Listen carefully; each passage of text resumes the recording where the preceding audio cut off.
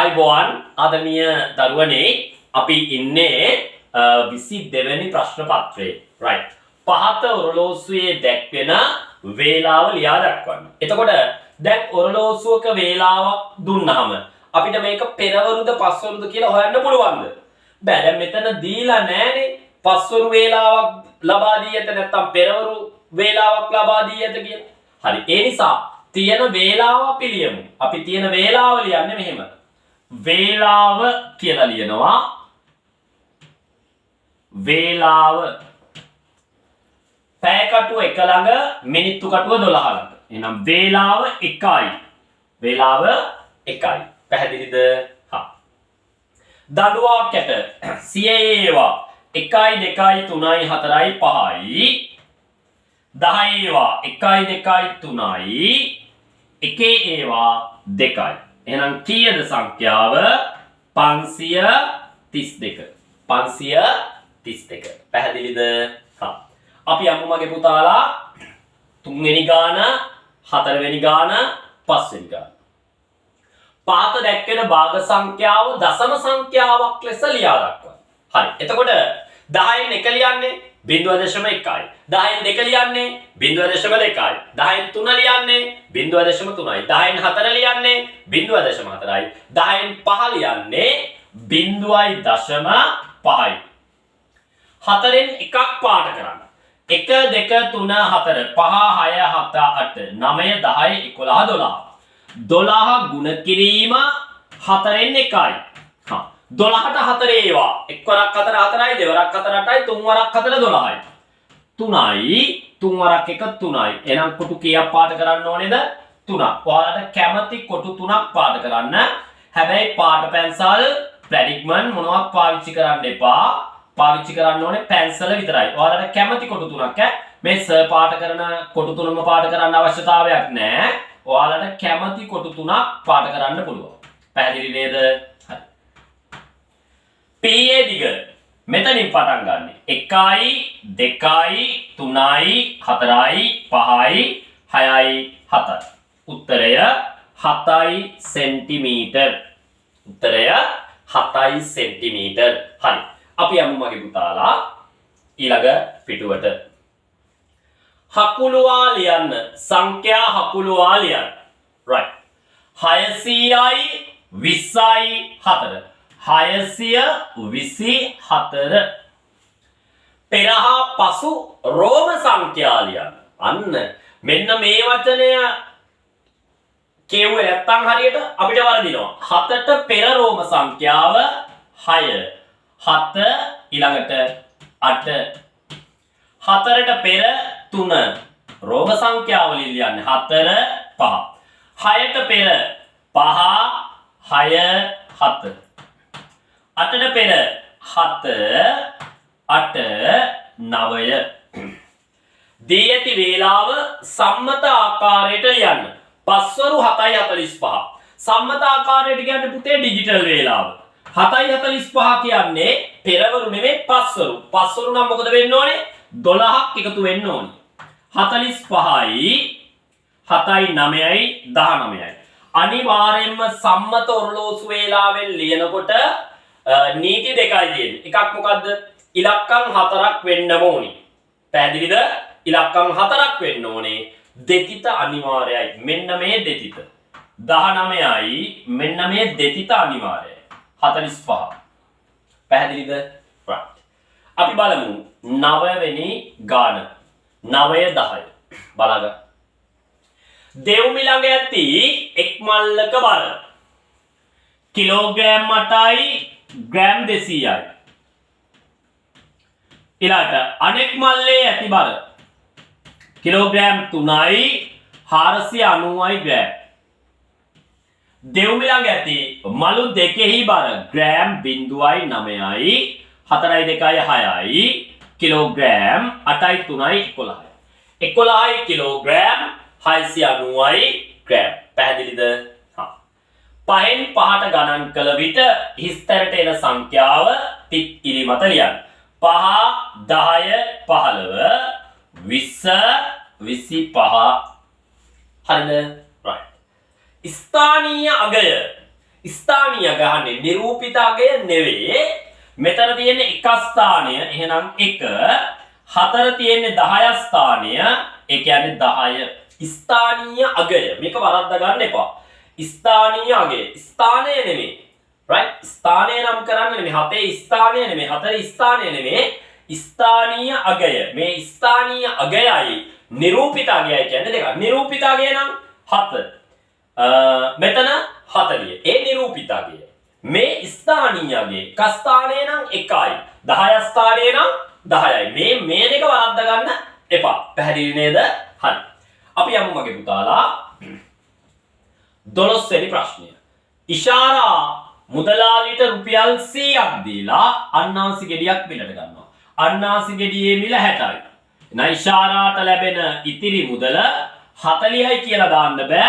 මුදල් පාඩමට අදාළයි. ඒ නිසා අනිවාර්යයෙන්ම මේ රුපියල් කියන එක තියෙන්න ඕනේ. 40 දාලා ඩොට් එකක් දාලා බිංදු දෙක තියෙන්න ඕනේ. නිකන් 40 තිබ්බට ලකුණු දෙන්නේ නැහැ. තේරුණාද මගේ පුතාලා? හරි. අපි එහෙනම් යමු 13 වෙනි ගාන. 13 14න් කීයක් අඩු වුණාමද 12 හැදෙන්නේ? 12 ඉඳන් 14ට ගණන් කරන්න. 12 13 14. උත්තරය 2යි. 19න් කීයක් අඩු වුණාමද 12 හැදෙන්නේ? 12 ඉඳන් 19ට ගණන් කරන්න. 12 13 14 15 16 17 18 19. උත්තරය 7යි.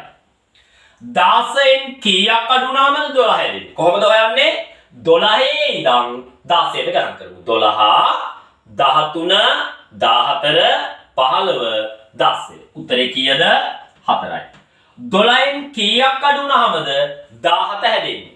12 13 14 15 16 17. 5ක් අඩු වුණාම 12න් කීයක් අඩු වුණාමද 15න් කීයක් අඩු වුණාමද 12 හැදෙන්නේ? 12 13 14 15 3යි. එතකොට මේ ගාන වෙනස්. මෙතන තිබ්බ ගානෙන් දෙකක් අඩු වුණාම 12 හැදෙනවා. එහෙනම් මොකද වෙන්න ඕනේ? 12ට දෙකක් එකතු කරන්න 14යි. මෙතන තිබ්බ ගානෙන් එකක් අඩු වුණාම 12 හැදෙනවා. එහෙනම් 12යි 1යි එකතු කරන්න 13යි. මෙතන තිබ්බ ගානෙන් 3ක් අඩු කරපුවාම 12 එනවා. එහෙනම් 12ට 3ක් එකතු කරන්න මෙතන තිබ්බ ගාන කීයද එන්න ඕනේ? 15යි. තේරුණාද? මේ ගානට වඩා මේ ගණන් 3 වෙනස්. තේරුණා නේද වෙනස? හරි. සම්මත සංකේත යොදා ලියන්න. අපි දන්නවා centimetre cm, metre m, kilometre km. අපි සම්මත සංකේත ලියනකොට සංඛ්‍යාව ලියලා පස්සෙන් තමා කිලෝමීටර් km කියලා දාන්න. කිලෝමීටර් 20යි 20යි km. පැහැදිලිද මගේ පුතාලට? හා. එහෙනම් අපි යමු 15 පෙරේදා දවස සෙනසුරාදා. මෙන්න ලියලා තියෙනවා පෙරේදා සෙනසුරාදා.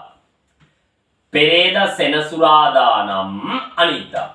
සෙනසුරාදා ඉරිදා සඳුදා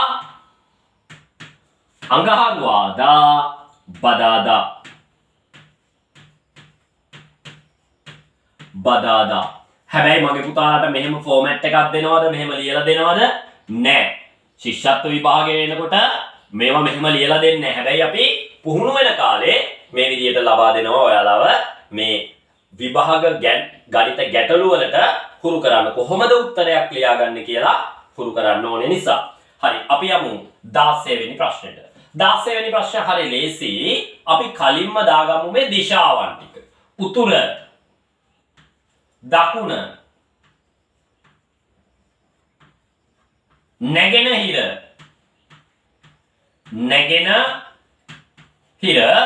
බස්නාහිර අපෙන් අහනවා බෝලය පිහිටා ඇත්තේ ළමයාට කවර දිශාවෙන්ද? ලියන්න උතුරු දිශාවෙන්. මේ උතුර කියලා ලියලා තිබ්බනම් ඒ ප්‍රමාණවත්. පාසල පිහිටා ඇත්තේ ළමයාට කවර දිශාවෙන්ද? දකුණු දිශාවෙන්.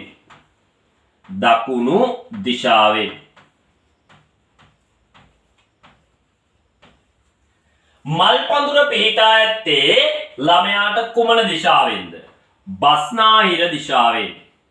නැත්තම් බටහිර දිශාවෙන්. බස්නාහිර දිශාවෙන්. ඊළඟට ලිඳ පිහිටා ඇත්තේ ළමයාට කවර දිශාවෙන්ද? නැගෙනහිර දිශාවෙන්. නැගෙනහිර දිශාවෙන්. ලේසි නේද? අපි යමු ඊළඟ පිටුවට 17 වෙනි ප්‍රශ්නය. ප්‍රශ්නාංක 17. ප්‍රස්ථාර සටහනක් තියෙනවා. හරි. ප්‍රශ්න 5ක් තියෙනවා. අපි මේ ඉස්සරලාම කරන්න ඕනේ මෙන්න මේ ස්තම්භ උඩින් අදාළ වටිනාකම් දාන්න. 1 2 3 4 5 6 7 8 9. මෙතන 10 එන්න ඕනේ. right? මොනරට 10 දෙනෙක් කැමති. 1 2 3 4 5 6 7. ඊළාට ලේනට 1 2 3 4 5 6. ළමයින් වැඩි දෙනෙක් කැමති සතා මොනරා?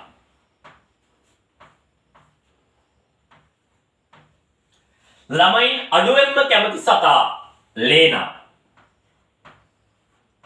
ලේනා. ගිරවාට ළමයි කී දෙනෙක් කැමතිද? 9 දෙනයි. ඊළඟ 4 වෙනි ප්‍රශ්නය අහනවා. ඔන්න හොඳට බලා ගන්න. ලේනාට වඩා මොනරාට? ලේනව රවුම් කරන්න. මොනරාවත් රවුම් කරන්න. මොනරාගේ ගාණ කීයද? 10යි. ලේනාගේ ගාණ 6යි. මේ දෙන්නගේ වැඩි එක්කෙනා ලියා ගන්න කලින් 10න් අඩු කරන්න 6ක්. උත්තරේ කීයද? 4යි. හාවාට වඩා ගිරවාට. දැන් මේ දෙන්න රවුම් කරානේ. මෙයාලට කතිර දාන්න. ඇයි මේ කතිර දාන්නේ? ප්‍රස්ථාර සටහනේ හොයා ගන්න ලේසි නිසා. 5 කියලා දාලා මේ දෙන්නගේ වැඩි එක්කෙනා 9, අඩු එක්කෙනා 7. අඩු කරන්න. උත්තරය 2යි. උත්තරේ කීයද පුතේ? 2යි. තේරුණාද? එහෙනම් ප්‍රස්ථාරයක ඉස්සරලාම කරන්න ඕනේ මොකද්ද? ඉස්සරලාම මේ ස්තම්භ උඩින් අදාළ වටිනාකම් ටික දාගන්න. ඊළඟට අරයට වඩා මෙයා වැඩි කියනකොට මේ දෙන්න වෙන්න අඳුර ගන්න පුළුවන් විදිහට දාගන්න. එතකොට ඔයාලට ප්‍රස්ථාර සටහන පැටලෙන්නේ නැහැ. තේරුණාද මගේ පුතාලා? හා. අපි යමු 18 19 20. පහත ඝන වස්තුව නම් කරන්න. බෝලය වගේ තියෙන්නේ මොකද්ද? ගෝලය. right. අකුරෙන් දී ඇති සංඛ්‍යාව ඉලක්කමෙන් ලියන්න. 89000. 89000 කිව්වම චූටි ඉඩක් තියලා 92 ලියනවා. හැබැයි මේ 1000 කියන වචනයෙන් පස්සේ මේ 89092 මේ 1000 කියන වචනයෙන් පස්සේ ඉලක්කම් කීයක් තියෙන්න ඕනේද? 3ක් තියෙන්න ඕනේ. එහෙනම් මෙතන ඉලක්කම් 2යි, එක ඉලක්කමක් දාන්න. දැන් තේරුණාද? නැත්තම් මේ බිඳුව තිබ්බේ නැත්තම් 8992 වෙනවා. තේරුණා නේද? හරි. සීනි කිලෝග්‍රෑම් 6යි ග්‍රෑම් 500කින් සෑදිය හැකි 250 සීනි පැකට් ගණන කීයද? මේක ලේසිම කිලෝ එකකට 250 පැකට් කීයක් තියෙනවද කියලා ගණන් කරන්න. බලන්න. කිලෝග්‍රෑම් එකට ග්‍රෑම් කීයද? 10යි. එහෙනම් 250 කොට කීයක් 1000ට දෙනවද? 250 500 750 1000. අය පාරක් ගණන් කරමු. 250 500 750 1000. අය පාරක් 250 500 750 1000. කීයද පුතේ? 4යි. කිලෝ එකකට 4යි නම් කිලෝ 6කට 4 ගුණ කරන්න 6යි. 6 වරක් 4 24යි. 500ට 250 500 2යි. එහෙනම් 24යි 2යි කීයද පුතේ? උත්තරය 26යි. කීයද උත්තරය? 26යි. තේරුණාද මගේ පුතාලට? හරි. එහෙනම් අපි ඊළඟ ප්‍රශ්න පත්‍රයේදී හම්බ වෙමු. සියලුම දෙනාටම අයබෝවන්. තෙරුවන් සරණයි.